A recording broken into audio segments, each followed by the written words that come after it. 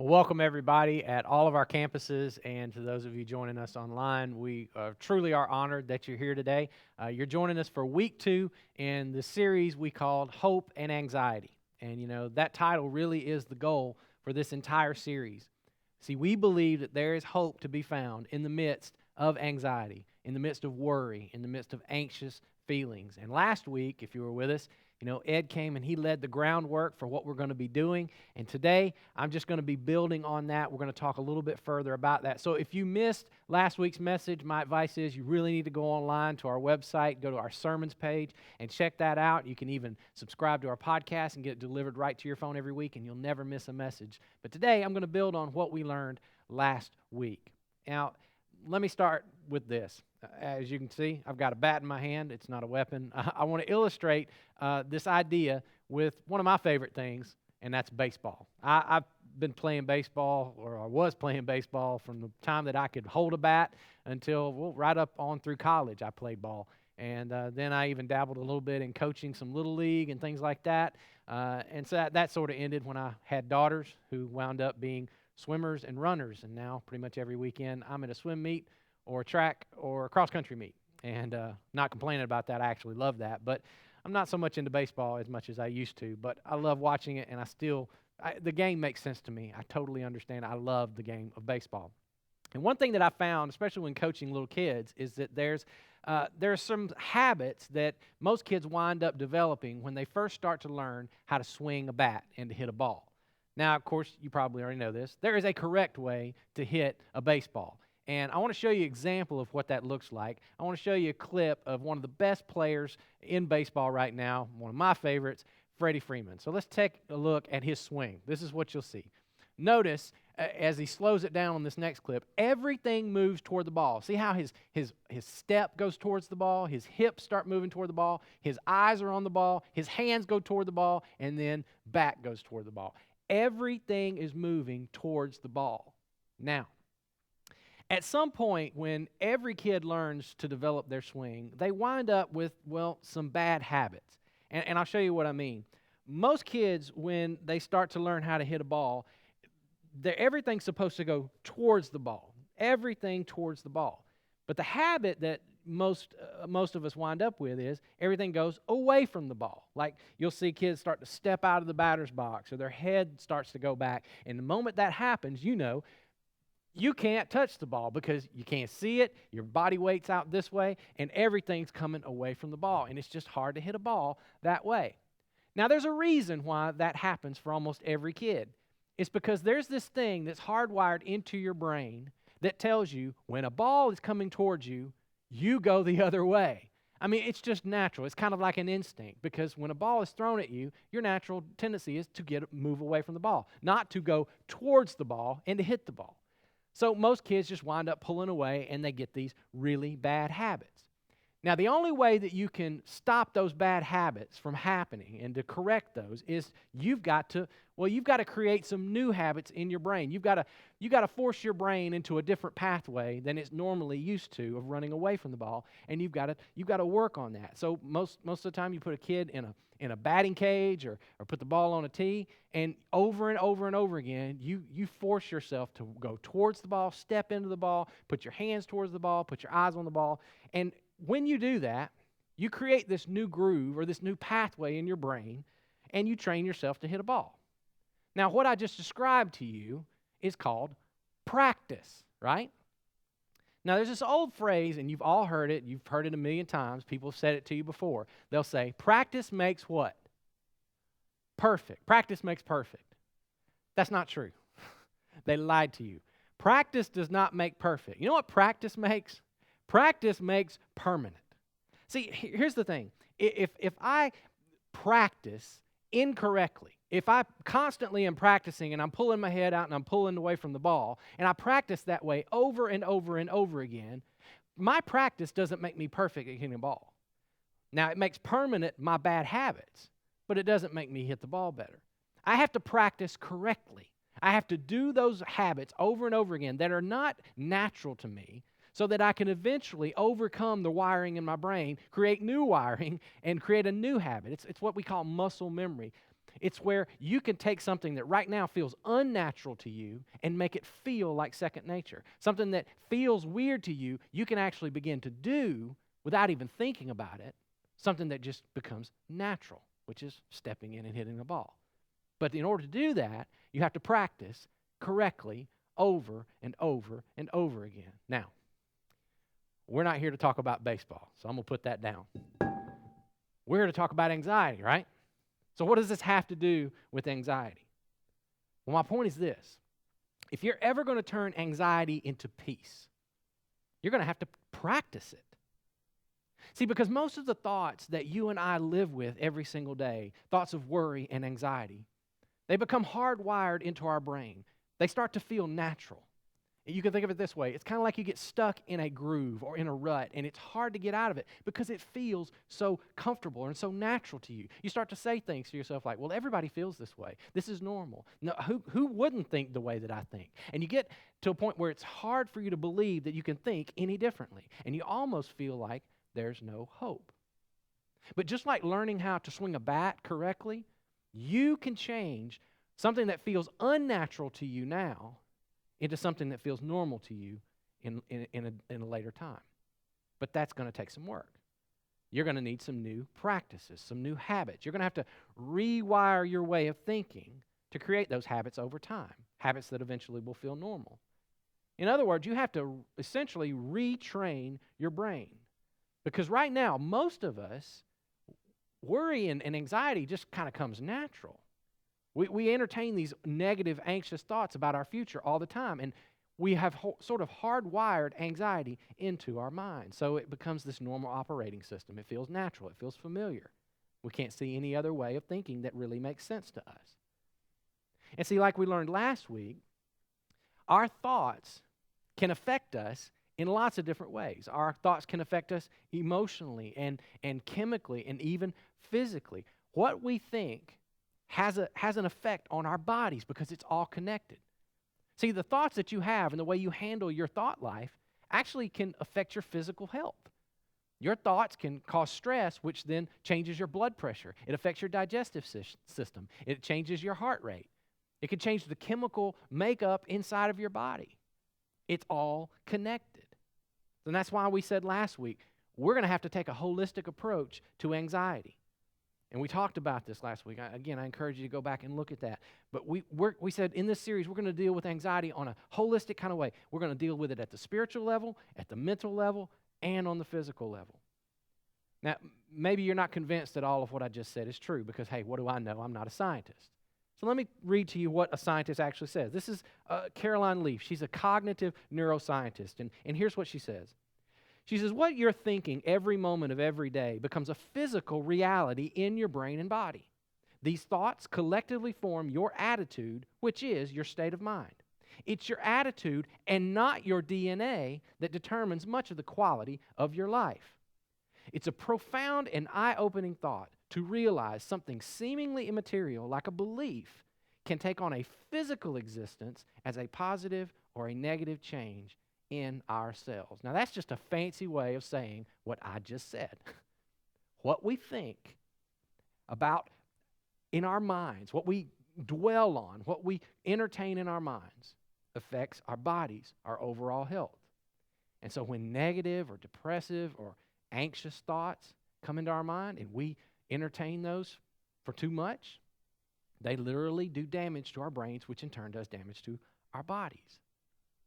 Now, everything that I just explained to you, it's relatively new on the scientific front. I mean, these are discoveries that we've just been making over the past several years.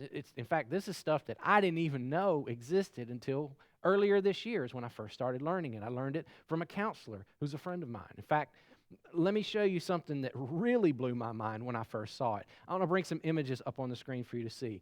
What you see on the screen right now is the image of a normal brain. It's a 3D scan of a healthy brain. And you can see it's whole, the colors are bright, they're vibrant. That represents a brain that has brain activity that's normal, that's fully firing, and everything is connected and everything's working well. Now let me show you some more brain scans on the other side of the screen. You can see in these pictures, the color is gone. It's different, which means the brain activity is actually slowing down. The signals aren't firing very well. You can even see some areas where it looks like there are even gaps where the brain is actually missing. This is just representing that the brain activity in those areas has basically stopped. Now, let me reveal to you who these brains belong to. See that first one there in the top left? That's your brain on heroin. That's what it looks like. The one in the top right, that's your brain on meth. Notice where there are just parts of the brain that just absolutely look missing. Remember those commercials? At least when I was a kid, they had these commercials that here's your brain and here's your brain on drugs. Well, this is actually your brain on drugs. Now, this third one was very interesting to me. This is your brain on pornography. Looks almost the same, doesn't it? Which is interesting to me because they always told us that pornography is just innocent fun. Well, it doesn't look like your brain's having fun to me in that picture. But I'll show you what's the most shocking to me, and it's this last one.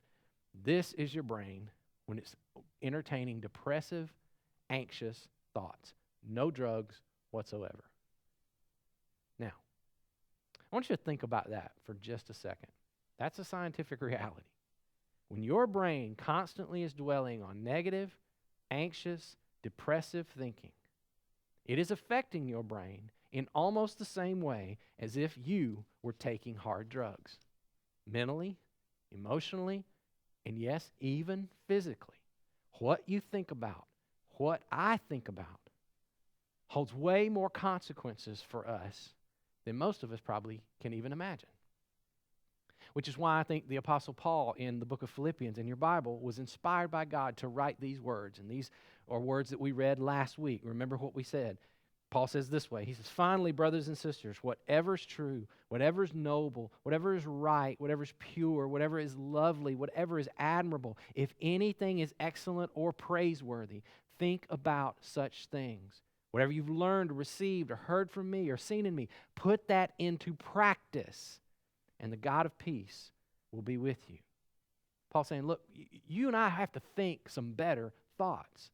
But in order to think better thoughts, we got to get ourselves out of these patterns that we found ourselves in. It's going to take practice. Notice he said, put these things into practice. Because it's the practice that's going to lead us away from anxiety and towards peace, away from worry and towards wholeness. The peace that comes from God. It's a peace that the Bible says transcends understanding. In other words, it works, but it may not even make sense to you, but it's just peace. So today what I want to do is I want to teach you some new habits, some new steps you can take. And if you were with us last week, you know that a lot of these things that we're learning, we took from a book. It's called Finding Quiet by Dr. J.P. Moreland. And if you're interested in that book, you'll find the link on the sermon notes, and you can check that out. But here's the practice that I want to teach you. Whenever you have an anxious thought, whenever you have something to worry about that your mind brings into your brain has basically been trained on how to handle that anxious or worried or negative thought.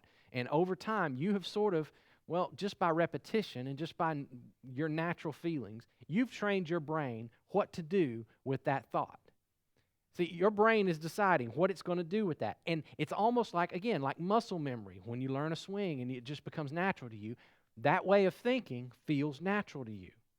Now, what do most of us do? Well, I'll tell you what most of us do because this is what I've done. Most of us take a negative or an anxious thought and we just go with it. I sort of call it circling the toilet bowl because you take this anxious negative thought and you just ride it all the way down to where it logically you think concludes, and it's like circling a toilet bowl, and then you wind up, well, where toilet bowls wind up. I don't think I need to say anything else about that, but that's what most of us do when an anxious or a depressive kind of thought or a negative thought comes into our mind. Now, let me give you a couple of examples so that you'll know what I'm talking about. You have this thought. You say to yourself, I'm feeling lonely right now. And then you take that thought and you just sort of stew on it a little bit. And you start thinking these kinds of thoughts. You think, well, why do I feel lonely right now? Well, it's because nobody wants to be with me. Why does nobody want to be with me? Because I'm not likable. In fact, I'm not even lovable. Why does anybody ever want to be around me? I'm no fun to be around. I'm not the kind of person that people like to hang out with. So that's why I'm alone, which means I'm probably going to be alone this weekend, which means I'll probably be alone next month and the month after that. And I'm going to wind up being alone and all by myself for the rest of my life. You see where that one thought, I'm lonely, wound up when you circled the toilet bowl? How about this one? This is for students. You ever had this thought? I don't feel good about this test that I just took. And then you follow that thought and you just write it down and you think, well, why did I not feel good about that? Well, because I probably failed it. I probably failed because I'm not good at school. I've never been good at school. I'm not very smart. I'm not a very good studier. In fact, I'm just lazy when it comes to studying. I never do enough, right? And so what's going to happen is I'm going to fail this class, and when I fail this class, I'm not going to get the grades that I need to get into the school that I want to get into, which means I'm not going to get the job I want to be in, and I'm going to be miserable for the rest of my adult life, and I'll probably be broke. I don't feel good about this test, and that's where you wound up. How about this one? I feel this pain in my chest, just one pain in my chest. Oh no, I'm probably sick. There's probably something wrong with me.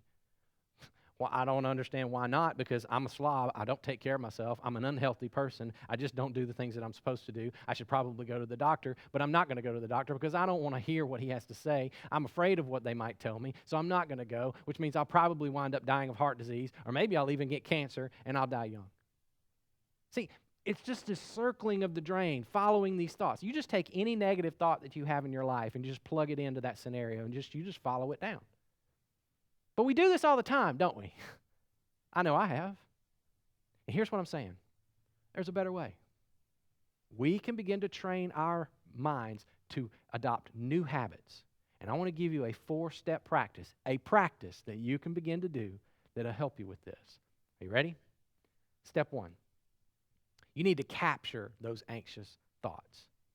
And I know this sounds silly, and some of you are going to laugh at this, but here's what I mean by that. You need to take a thought. Whenever you have an anxious or a negative thought, you need to visualize that thought is an actual physical object, and you need to visualize and imagine yourself grabbing hold of it with both hands and holding it out in front of you. I know that sounds weird, but you can do this. Think of that thought as a physical object, reach out and grab it. Now, you think, well, that's silly, but it's biblical. 2 Corinthians 10 says, we take captive every thought and we make it obedient to Christ. Because, see, you are not powerless to your thoughts. The thought was created by me in my brain. I created the thought. So I get to decide what happens to the thought once I create it, right? I can take control of that thought. I can tell it where to go. I can tell it what to do. I can decide what it is if I'm aware and if I have the presence of mind to do so. Because I want you to think about it this way. You know what an anxious thought is, right?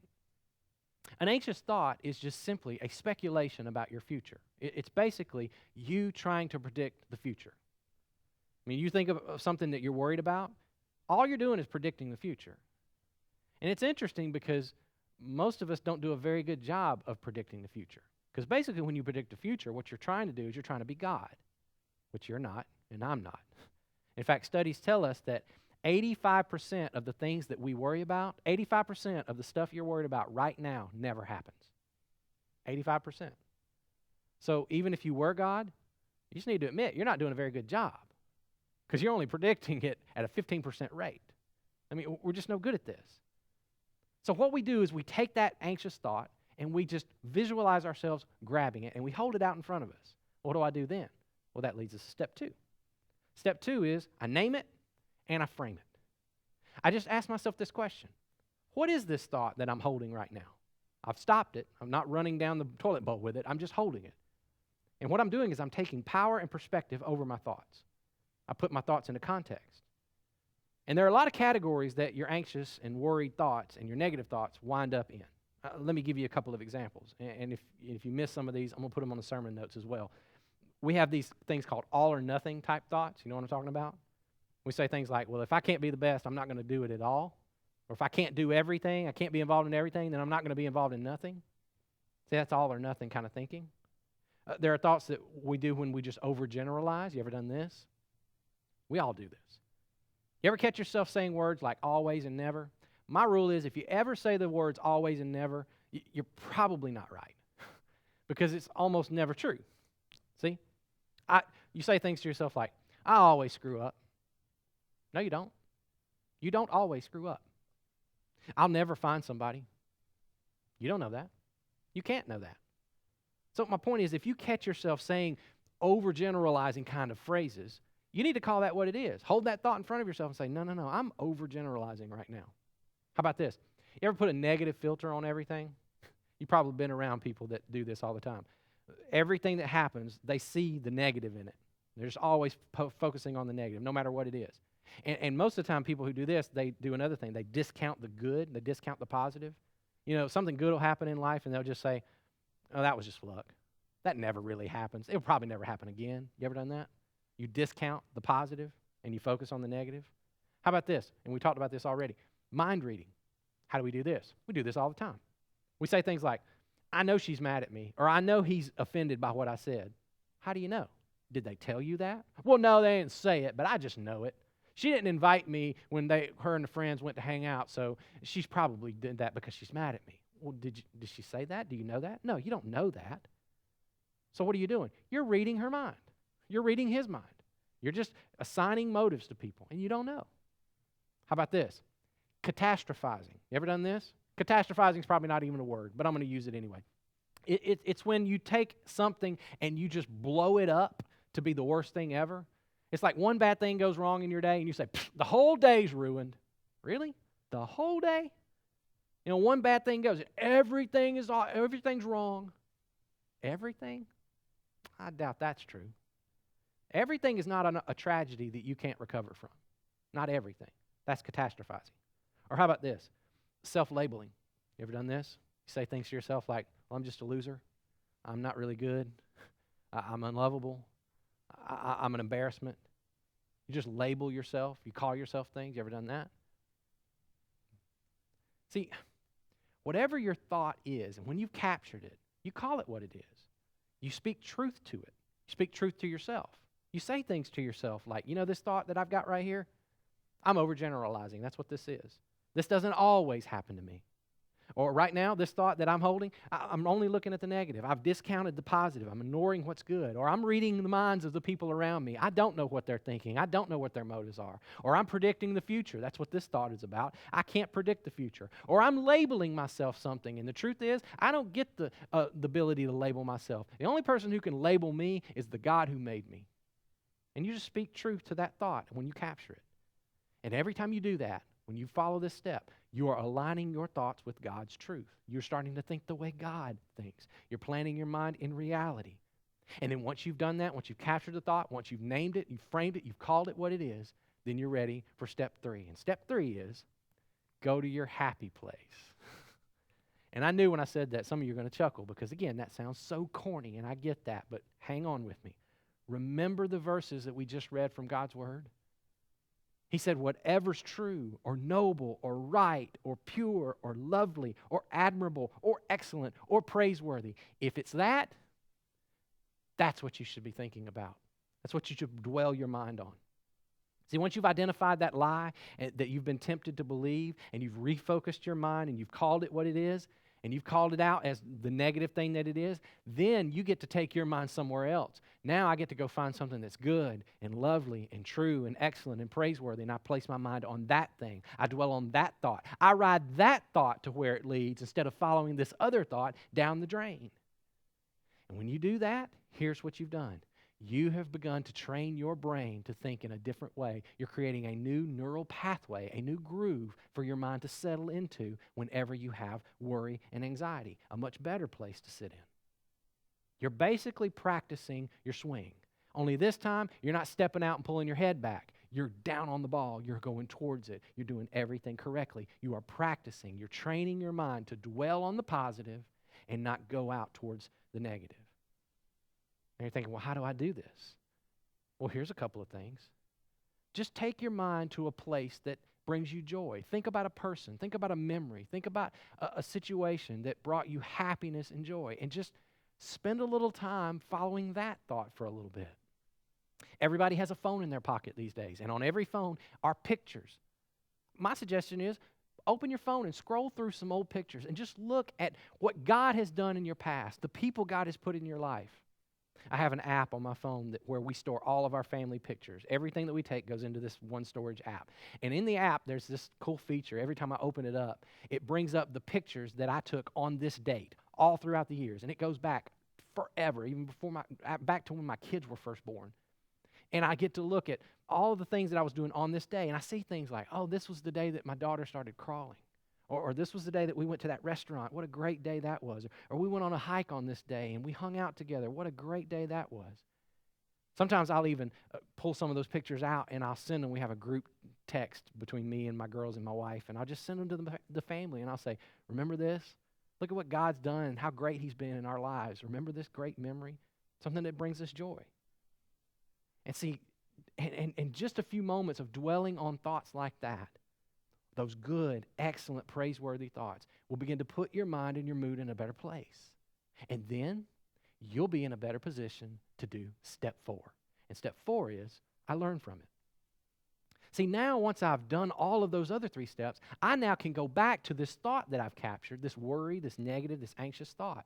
And now that I've exposed the lie, I just remind myself of the truth.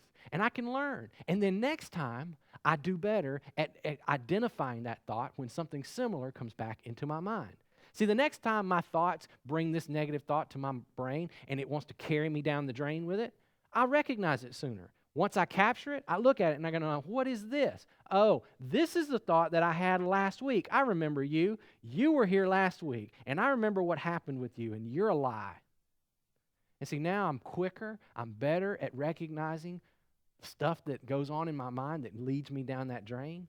And I can say to myself, oh, that's me just predicting the future, or that's me just overgeneralizing, or this is a catastrophizing thought. I don't have to listen to you. I don't have to follow you down the drain. I'm going to replace you with something that's better, something that's right, something that's true. And I'm telling you, the more you learn how to do this, the easier it gets to do this. Because what you're doing is you're literally rewiring your brain. You're teaching your brain new patterns of thinking. You're starting to heal those places where you've dug those grooves into your thinking that you just can't seem to get out of. Those places that have been damaged by those anxious thoughts. Now let me just stress, this is not going to happen for you all at once. Because remember what this is. These are practices, and practices must be done over and over and over again for a long period of time before they take hold. Because, see, you developed a bad habit over a long period of time. It's going to take you a while to dig out of that rut. Because turning a bad habit into a good one, it doesn't happen overnight. Because, see, for some of us, circling the drain, it's become natural. In fact, for many of us, thinking negative, anxious thoughts have become almost a comforting place that we go. Anxiety for some of us becomes so natural that it feels comfortable. It feels like a companion or a friend that we just have to cling to because it's all that we know. So it's going to take a while to break out of that natural way of feeling. But I'm telling you, these 4 steps, if you practice them and you repeat them over and over and over again, now you may need some help from a professional. I get that. But these practices will work. They will create a new habit inside your brain that you can settle into. And I know some of you are thinking to yourself, how can you say that? How do you know that this will work? The reason I know this works is because it worked for me. I hesitated to tell you this, but less than a year ago now, I was in a period of my life, and all I could see was negative. All I could see was just like, the only way I know to describe it is it was almost like I had these dark glasses over everything, like these sunglasses, and it just clouded or darkened up everything, and I couldn't see the light. For me, mostly what I saw when I thought about my life or I thought about myself was I just felt like a failure. I just couldn't see that anything positive was coming out of my life. And the crazy thing was everybody who knew me well, everybody who cared about me would come to me and they go, "You're wrong. Look at this and look at this. This is not all bad." And all I could see was bad. And I'd say, "No, you're wrong. You can't see what I see. If you saw what I saw, you'd know what I know." Everything is headed downhill for me. I don't see any positive coming out of my life. And they would say, "No, you're just not seeing reality." And I thought to myself, I'm the only one that's seeing reality because I'm a realist. I see what's going on. And they would tell me, and I just couldn't see it. All I saw was loss and failure and hopelessness, and until a counselor helped me see basically what I just taught you. And he taught me many different practices, but this was one of them. And as I began to practice these things, slowly, not all at once, but the dark glasses they lightened up a little bit. The fog sort of started lifting, and I started seeing what everybody had told me was true a little bit clearer. It was almost like there was this light bulb inside my brain that I didn't even know had gone off, but it had fizzled out, and there was no light in there. And instead of just following the negativity all the way down the drain, I started fighting it, capturing it and saying, what is this? And calling it what it was, and then trading that for a different thought. And over time, I started winning against it again. Not every day, not perfectly, not every time, but more and more, I just started winning. So I'm here to tell you, if you practice this, you will see a difference. Maybe not overnight, but I think you'll see it faster than you probably realize. Now, next week, and I want to give you a preview of next week, I want you to come back because we're going to go even deeper into some more practices. Today, I gave you some habits or some practices that are about fighting against the anxiety or fighting against the negative thinking, and those are important. But next week, I want to talk to you about hope's habits. These are some habits that you can build into your life to increase hope, to increase joy, and to increase the peace in our lives, that peace that passes all understanding. I'm really excited to share some of these things with you, some of these things that have really worked for me. So I hope you'll be back next week as we go into week 3 of this series and learn some of hope's habits. If you would bow with me right now, let me pray for us. Father, thank you for these skills and these tools that you've taught us today, the ways for us to capture these anxious thoughts and to move our minds into better places towards what's true and what's right and what's noble, your truth. I pray for every person here today, including myself, that we would lean into these practices, that we would place ourselves in a better spot to fight against that negative pull that wants to pull us down towards fear and anxiety. And God, that we would follow you by your Spirit toward a better place, and we would retrain ourselves on these better habits. Thank you for loving us and for supporting us in this. And I pray for all of us that would be true this week. In Jesus' name I pray. Amen. We'll see you guys next week for week 3 in our series, Hope and Anxiety.